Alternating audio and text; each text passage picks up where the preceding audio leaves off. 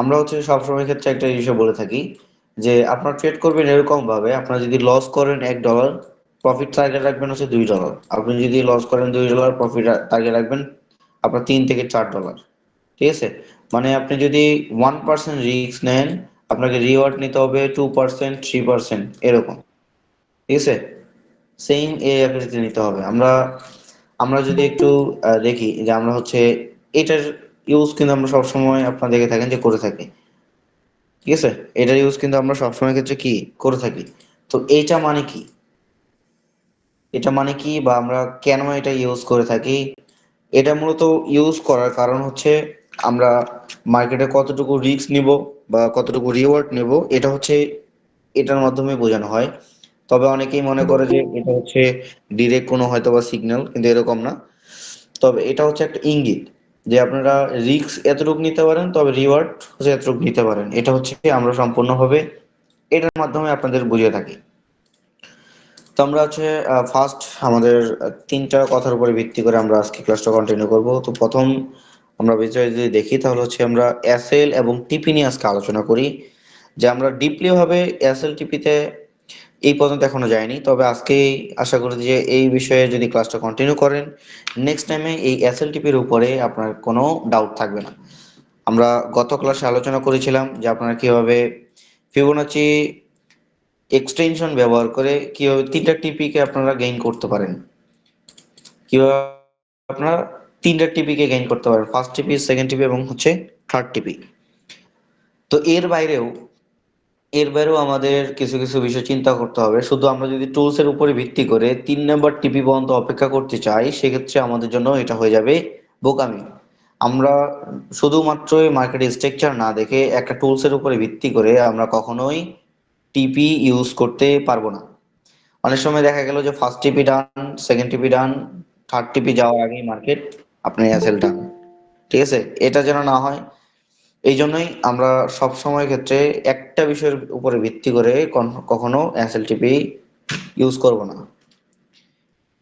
এখন তাহলে আমরা যদি এসএল এর বিষয়টা একটু চিন্তা করি, যে আমরা সবসময় ক্ষেত্রে কি করি, সবসময় ক্ষেত্রে আমরা মার্কেট অ্যানালাইসিস করি হচ্ছে 1 আওয়ার টাইম ফ্রেমে, তারপর 15 মিনিট টাইম ফ্রেমে যেটা 50 মিনিট, তারপর হচ্ছে আপনার 5 মিনিট টাইম ফ্রেমে মার্কেট কনফার্মেশন নিয়ে এরকম।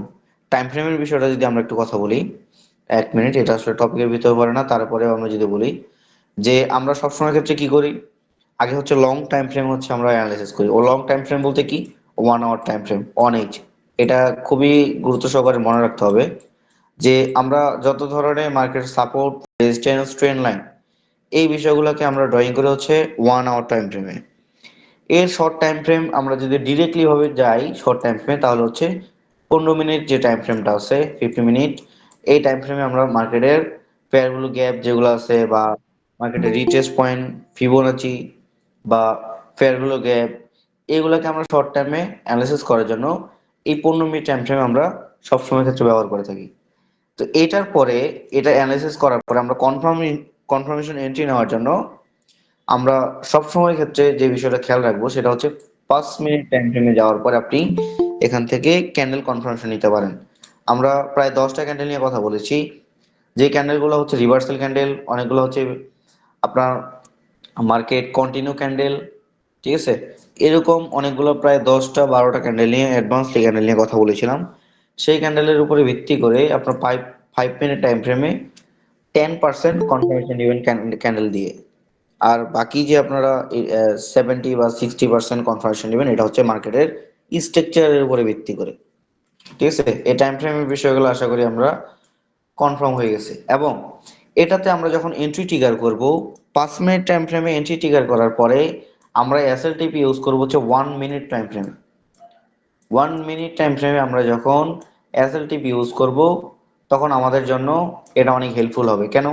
আমরা যদি এটা বিষয়ে একটু কথা বলি, তাহলে হচ্ছে বিষয়টা এরকম হবে যে আমরা যদি 15 মিনিট টাইম ফ্রেম দেখে অ্যানালাইসিস করি, 5 মিনিট টাইম ফ্রেম দেখে যদি আমরা এন্ট্রি নেই এবং এসএলটিপি ইউজ করি, সেক্ষেত্রে অনেকের আছে ক্যাপিটাল কম, অনেকে আছে যে $100 বা $200 যে আপনারা ট্রেড করেন।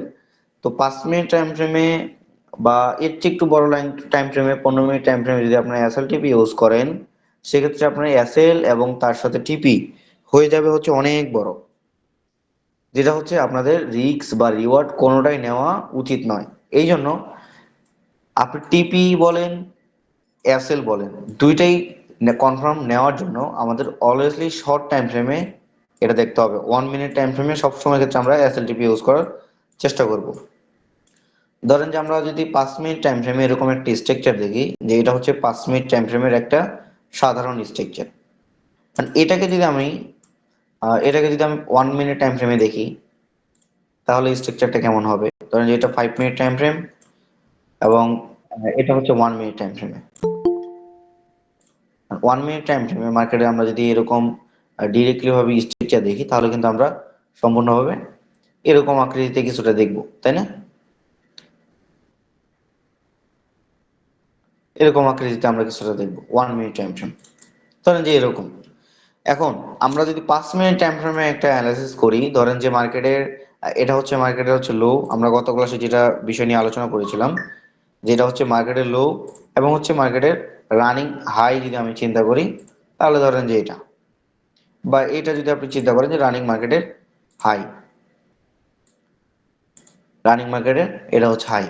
এখন এখানে যদি আপনি ফিবোনাচি ইউজ করেন, ফিবোনাচি রিট্রেসমেন্ট যেটা আছে এটাকে যদি আপনি ইউজ করার ট্রাই করেন, তাহলে হচ্ছে আপনি 50% গ্যাপ যেটা আসবে সেটা কিন্তু এটা। এখন আপনি যদি এই জায়গায় একটা এন্ট্রি ট্রিগার করেন, এই জায়গায় যদি আপনি 5 মিনিট টাইম ফ্রেম দেখে একটা এন্ট্রি ট্রিগার করেন, আপনার এসএলটা কোথায় দিতে হবে? এসএলটা আপনার দিতে হবে অবশ্যই মার্কেটের নিচের যে লো আছে এই লো এর অন্তত 10 পিপস বা 20 পিপস নিচে, তাই না?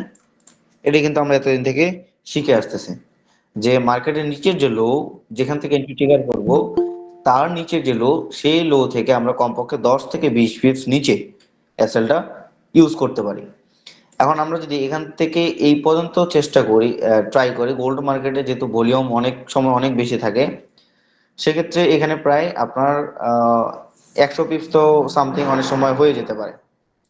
তো এখন আপনার যদি এই জায়গায় 100 পিপস আপনি যদি এসএল ইউজ করেন, তাহলে আপনাকে, আমি যদি 1:2 এর কথা বলি, যে 1% রিস্ক যদি আপনি নেন, 2% যদি আপনি রিওয়ার্ড নেন, তাহলে 100 থেকে 150% আপনি যদি রিস্ক নেন, ধরলাম যে 100% আপনি রিস্ক নিলেন, 100 পিপস, সরি, 100 পিপস যদি আপনি রিস্ক নেন, রিওয়ার্ড নিতে হবে আপনার 200 পিপস। তার মানে 1 সেন্টের আপনি যদি একটা এন্ট্রি নেন, 0.01 সেন্টের একটা এন্ট্রি নিলে আপনার এখানে টিপি রাখতেছেন আপনি $20 এবং এসএল রাখতেছেন আপনি $10, কারণ আপনার ব্যালেন্স কিন্তু হচ্ছে $100। এখন আপনার নতুন অবস্থায় আপনি যদি এরকম কমপক্ষে 5 থেকে 10টা এসএল হিট হয়, আপনার কিন্তু ব্যালেন্স জিরো। এই কারণে আমরা কখনোই এত বড় রিস্ক বা রিওয়ার্ড নিয়ে এত কম ব্যালেন্সে আমরা কখনোই ট্রেড করব না। এখন আমরা যদি এই জায়গাটাকে একটু চিন্তা করতাম, ধরেন যে আমরা প্রিভিয়াস এখান থেকে আরো কিছুটা এখানে ডাউন লেভেল আছে, এখান থেকে ধরেন যে আমাদের আরো কিছুটা ডাউন লেভেল আমরা এখান থেকে পেতে পারি, ঠিক আছে? তো এটা ধরলাম, এই যে লোটা ছিল এই লোটা ধরলাম হচ্ছে এটা, এবং উপরে যে হাই ছিল এই হাই ধরলাম হচ্ছে আমাদের মার্কেটের এই পয়েন্টটা, এর একটু উপরেও হতে পারে। এখন আমরা এই দুইটাকে যখন ড্রয়িং করে দেব বা ফিবোনাচি রিট্রেসমেন্ট ইউজ করব, তখন হচ্ছে আমাদের মিডল যে জোনটা দাঁড়াবে সেটা হচ্ছে এই পয়েন্টটা, যে মার্কেট দেন এই যে এই পয়েন্টে যদি আমাদের আসে, তাহলে আমরা এই পয়েন্ট থেকে এন্ট্রি নিতে পারবো। এখন আপনি এই পয়েন্ট থেকে যদি এন্ট্রি নেন, অ্যাসেলটা আপনার 5 মিনিট টাইম ফ্রেম কোথায় ছিল? 5 মিনিট টাইম ফ্রেমে আপনার অ্যাসেলটা ছিল হচ্ছে নিচে যে মার্কেটের লো, এখান থেকে 20 পিপস নিচে। আর 1 মিনিট টাইম ফ্রেম যদি আপনি ফলো করেন, 1 মিনিট টাইম ফ্রেমে যেখান থেকে মার্কেট আপনি এন্ট্রি ট্রিগার করছেন, এর নিচের লো আমরা কিন্তু 3টে লো পাচ্ছি। এটা হচ্ছে একটা লো, এটা হচ্ছে একটা লো, এটা একটা লো, তাই না? 1 মিনিট টাইম ফ্রেমের বিষয়টাই হচ্ছে এরকম, যে আপনি অ্যাসেলটা আপনি এরকম ভাবে ইউজ করতে পারেন, যেই জায়গা থেকে এন্ট্রিটা ট্রিগার করছেন, এর নিচের যে লো, এই নিচের লোটাকে আপনি ফলো করতে পারেন, এবং তার নিচে যে লো, এই লোটাকে আপনি ফলো করতে পারেন। ফলো করার পর আপনার যদি রিস্ক কম নিতে চান, সেক্ষেত্রে আপনাদের উদ্দেশ্যে এই কথাটাই থাকবে যে আপনার যে জায়গায় এন্ট্রিটা ট্রিগার হবে, সেই এন্ট্রিটার নিচের যে লো, সেই লো এর 10 পিপস নিচে আপনি অ্যাসেলটা ইউজ করেন। আপনি যদি একটু রিস্কটা বেশি নিতে চান, সেক্ষেত্রে আপনার জন্য এরকম থাকবে যে এই লো এর পরে যে লো, এই দুইটা লো এর মাঝখানে যে গ্যাপটা, এই গ্যাপের 50% আপনি নেন। কিভাবে নেবেন? এই ফিবোনাচির মাধ্যমে। যে এই গ্যাপ এবং উপরের গ্যাপ যদি আপনি নেন, নিচে আপনি মিডিল পয়েন্ট এখান থেকে পেয়ে যাবেন। তখন আপনাকে এই জায়গায় এসএল ইউজ করতে হবে, তাহলে আপনার এসএল হবে ছোট, এসএল হবে ছোট, এবং তার পাশাপাশি আপনার এসএল হিট করার চান্স থাকবে অনেক কম, যেটাকে আমরা এসএল হান্ডিং বলে থাকি। আপনার লিকুইডিটি ক্লাসে অবশ্যই এসএল হান্ডিং কি বা লিকুইডিটি সুইপ কি, লিকুইডিটি গ্র্যাব কি, তো সব বিষয়ে আমরা ওই ক্লাসে আলোচনা করব। প্রায় ওই ক্লাসটা অনেক লং হতে পারে। তো যেদিন ওই ক্লাস টপিক থাকবে, আপনাদের উদ্দেশ্যে সকলকেই আহ্বান জানাবো সঠিক সময়ে সেই ক্লাসে উপস্থিত থাকার জন্য। তো আর একটা বিষয় আমরা যদি এখান থেকে দেখি, যে টিপির যে বিষয়টা থাকবে, আমরা এসএল এর বিষয়টা আশা করি যে সবাই কমপ্লিট করেছি। 1 মিনিট টাইম ফ্রেমে যদি মার্কেটের স্ট্রাকচার আমরা কিছুটা এরকম দেখি, হতে পারে যে মার্কেটের স্ট্রাকচার এরকম, আমরা যদি এই জায়গা থেকে এন্ট্রি প্রেস করি এবং মার্কেটের নিচে লো, এটা কিন্তু আমরা এসএল ইউজ করি। টিপি রাখবো কোথায়? ফার্স্ট টিপি রাখি হচ্ছে আমরা এরকম ভাবে, যে আমরা এখান থেকে কি ইউজ করলাম, আপ ট্রেন্ড মার্কেটের ক্ষেত্রে আমরা ফিবোনাচি এক্সটেইন ইউজ করলাম। তিনটা পয়েন্টকে আমরা এখান থেকে ড্রয়িং করলে ফার্স্ট টিপি, সেকেন্ড টিপি, থার্ড টিপি ড্র করলাম। এটাকে ড্র করার পরে আমরা শুধু এটার উপরে ভিত্তি করে আমরা কখনোই টিপি ইউজ করতে পারবো না। আমাদের এটার উপরে সাথে দেখতে হবে মার্কেটের যে জায়গায় আপনি এন্ট্রি দিয়েছেন এর প্রিভিয়াস হাই কোনটা। এটার প্রিভিয়াস হাই আমরা যদি দেখি, তাহলে এটার প্রিভিয়াস হাই কিন্তু এই পয়েন্টটা।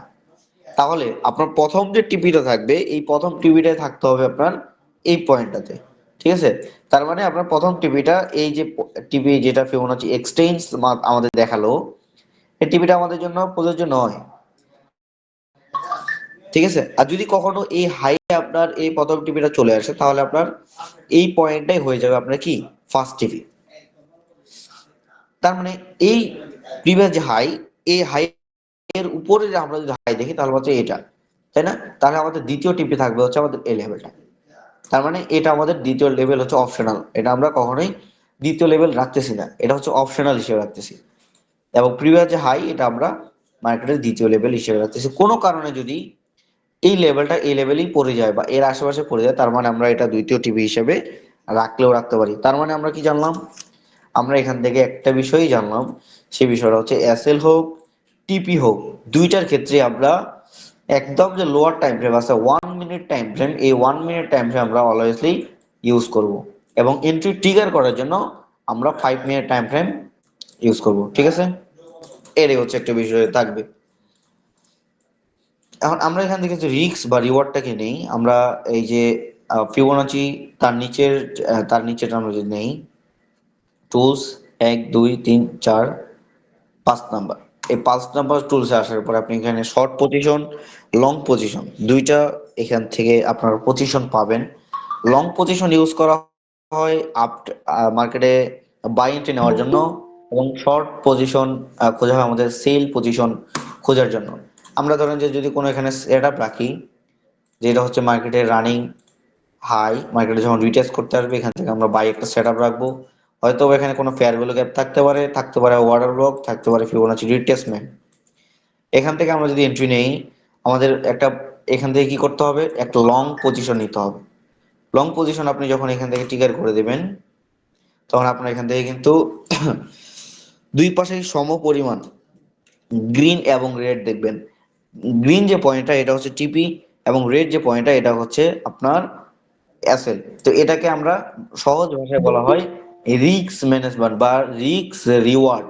রিওয়ার্ড বলতে প্রফিটের যেটা দেওয়া হয় এটাকে বলা হয় রিওয়ার্ড, যেটা হচ্ছে লস বা স্টপ লস হার্ন, যেটা এটাকে বলা হয় রিস্ক। এবং এটাকে আমরা যদি শর্ট ভাষায় বলি, তাহলে হচ্ছে ডাবল আর বলে থাকি আমরা। ঠিক আছে? আর বাই আর, এটাকে বলা হয় রিস্ক রিওয়ার্ড। এখন রিস্ক রিওয়ার্ডটা আমরা কিভাবে বুঝবো? আমরা যদি এটার উপর একটা ক্লিক করি, এখানে আমরা দুইটা অপশন পাবো বা একটা অপশনে পাবো, সেখান থেকে আমাদের বুঝে নিতে হবে। তো এই যে আমরা রেডিও, এরপরে আমরা দেখতে পাচ্ছি এখানে কি 1, তাই না? আমরা একটু চেঞ্জ করে দিই, হোয়াইট কালার। এই যে আমরা এখান থেকে দেখতে পাচ্ছি 1, তার মানে আমাদের রিস্ক এখানে আছে হচ্ছে 1%, রিওয়ার্ড আছে হচ্ছে আমাদের এখানে 1%।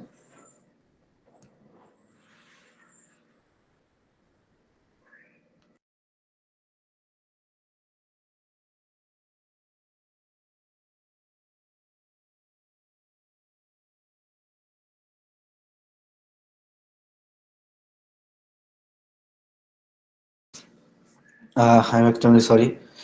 তো এটা হচ্ছে আমাদের 1% আমাদের রিওয়ার্ড, 1% হচ্ছে আমাদের রিস্ক। এটাকে যদি আমরা কি করি, এটাকে যদি একটু উপরে উঠায় দেই রিওয়ার্ডটাকে, তাহলে দেখবেন যে আমাদের পয়েন্ট যেটা একটু আগে 1 ছিল, এই পয়েন্টটা কিন্তু আস্তে আস্তে বেড়ে যাবে। তখন আমরা যদি 1 পয়েন্ট বা 1/2 কে আমরা যদি এটাকে করে দেই, তাহলে হচ্ছে এটা হচ্ছে আপনার 2%। 1% রিস্ক এবং হচ্ছে আপনার রিওয়ার্ড হচ্ছে 2%। কারণ আমরা যদি এই নিচের যে রিস্কটা আছে এটাকে যদি আমরা নিচের দিকে নেমে নিয়ে আসি, তাহলে হচ্ছে দেখেন আপনার নিচের পয়েন্টটা আস্তে আস্তে বেড়ে যাচ্ছে, তাই না? নিচের পয়েন্টটা আস্তে আস্তে বেড়ে যাচ্ছে, যে আপনার রিস্ক আপনার এখানে 1%, রিওয়ার্ড হচ্ছে আপনার 2%। ঠিক আছে? আমরা যদি এখানে একটা এন্ট্রি ট্রিগার করি, আমাদের এন্ট্রিটা যদি কোনো কারণে অ্যাসেল হিট করে, তাহলে আমাদের এখানে অ্যাসেল হান্ট হবে $1, আমার $2 হচ্ছে টিপি হান্টিং করবে। আশা করি যে এই যে রিস্ক রিওয়ার্ডের যে পয়েন্টটা, এই পয়েন্টটা আপনাদের বুঝে আসছে। যদি কোনো কারণে আপনারা মিস্টেক করেন, আপনারা একটু ব্যাক টেস্টিং করবেন, দেখবেন যে এটা আপনাদের জন্য আরো সহজ হয়ে গেছে। এটার বিপরীত এটার বিপরীত যদি আমি দেখি, তাহলে হচ্ছে শর্ট পজিশন। ঠিক আছে? শর্ট পজিশন এসএল উপরে এবং রিওয়ার্ড নিচে। এটার ক্ষেত্রে সেম 1/2। ঠিক আছে? 1% রিস্ক, 2% রিওয়ার্ড। তো আমরা এখানে আর কথা না বাড়িয়ে আমরা হচ্ছে ডিরেক্টলি সরাসরি মার্কেটের ভিতরে একটু শিফট হব, যে মার্কেটের এটার ব্যবহারটা আসলে কিভাবে আমরা করি, বা কিভাবে পুরো এসএল টিপির প্রসেসটা আমরা কিভাবে করতে হয়। আমরা এখান থেকে চলে গেলাম হচ্ছে 15 মিনিট টাইম ফ্রেমে। 15 মিনিট টাইম ফ্রেমে যাওয়ার পরে আমরা এখান থেকে মার্কেটের দুইটা পয়েন্ট পাবো, একটা হচ্ছে মার্কেটের লোয়ার পয়েন্ট, একটা হচ্ছে হায়ার পয়েন্ট। ঠিক আছে? লোয়ার পয়েন্টকে আমরা শুধু একটা লাইন দ্বারা আবৃত করি না, লোয়ার পয়েন্টকে পুরো একটা জোন আকারে, যেটাকে বলা হয় আপনার রেক্টেঙ্গেল জোন। এই রেক্টেঙ্গেল জোন আকারে আমরা এখান থেকে কি করি, মার্ক করি। এটা কিন্তু আমরা সবাই প্রিভিয়াস যে ক্লাস ছিল সেই ক্লাসে কন্টিনিউ করেছি। ঠিক আছে? তো আজকের এটা বিপরীত হবে না। অলওয়েজলি support, resistance, middle zone, trend line use করার ক্ষেত্রে সব সময় ক্ষেত্রে আমাদের এই জোন ইউজ করতে হয়। আপনি যখন এরকম জোন ইউজ করে একটা সেটআপ রেডি করবেন, তখন আপনার সাপোর্ট হোক, রেজিস্ট্যান্স হোক, আপনার জন্য মিস্টেক হবে না। এই জোনের ভিতরে আসলেই বা এই জোনের আশেপাশে আসলেই আপনি কনফার্ম ধরে নেবেন যে আপনার সাপোর্ট ডান বা রেজিস্ট্যান্স ডান। আমরা যখন এখান থেকে একটা সাপোর্ট এরিয়াকে বেছে নিলাম এবং উপরে যে আমরা প্রিভিয়াস হাই দেখি, এটা হচ্ছে মার্কেটের প্রিভিয়াস কি হাই, তাই না? আচ্ছা, আমরা এটা এভাবে না দিয়ে আমরা ডিরেক্টলি ভাবে মার্কেটের হাইকে মার্ক করি। তো এই মার্কেটের হাই এবং লো এই দুইটাকে আমরা যদি ফিবোনাচি রিট্রেসমেন্টের মাধ্যমে যোগ করে দেই, এখানে আমরা মার্কেটের 50% এরিয়া পাবো, এবং 50% থেকে উপরের যে আপনার 0.382, এটা কিন্তু মার্কেটে সর্বোত্তম কাজ করে। আর 0.618, এটার বিষয়টা আমরা একটু আরেকটু ক্লিয়ার করি, যে ফিবোনাচির যে বিষয়টা, তিনটা প্রাইস আপনারা এখানে দেখেন।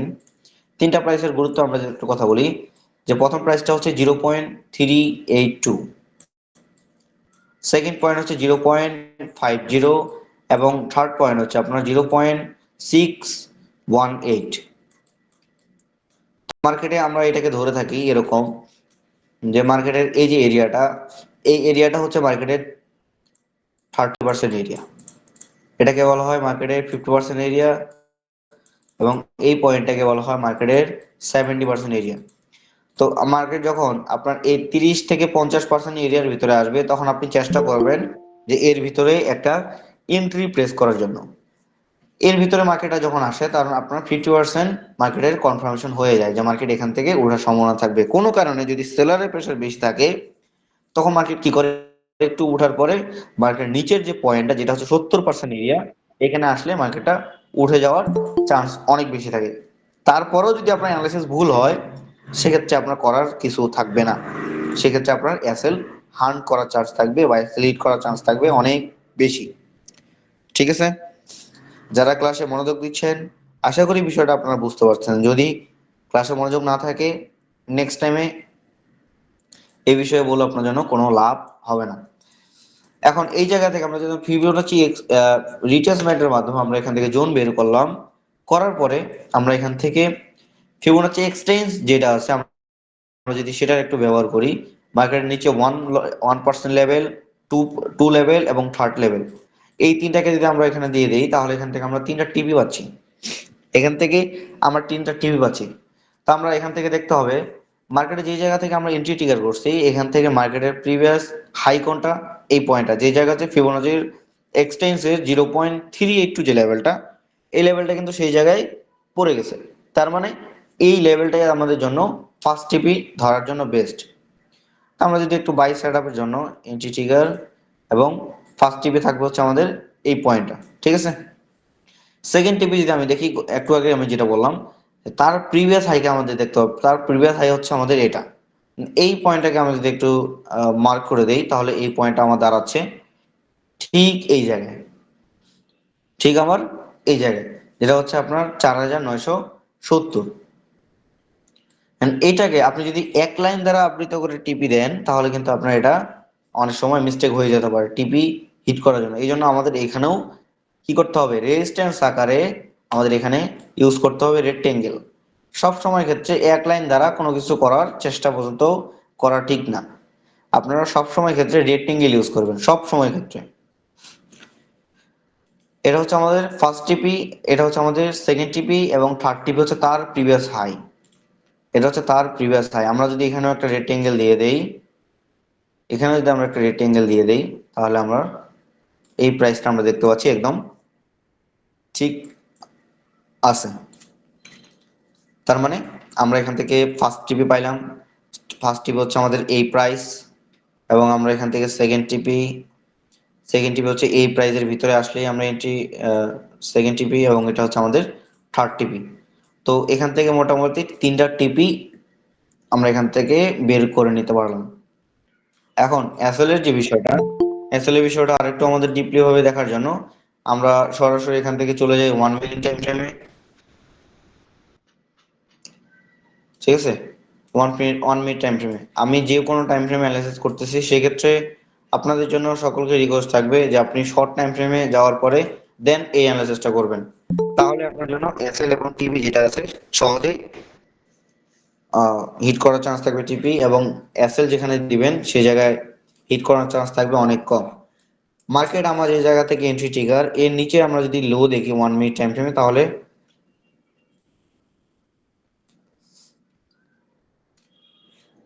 হচ্ছে মার্কেটের লো দেখতে পাচ্ছি হচ্ছে আমাদের এই প্রাইসটা, তাই না?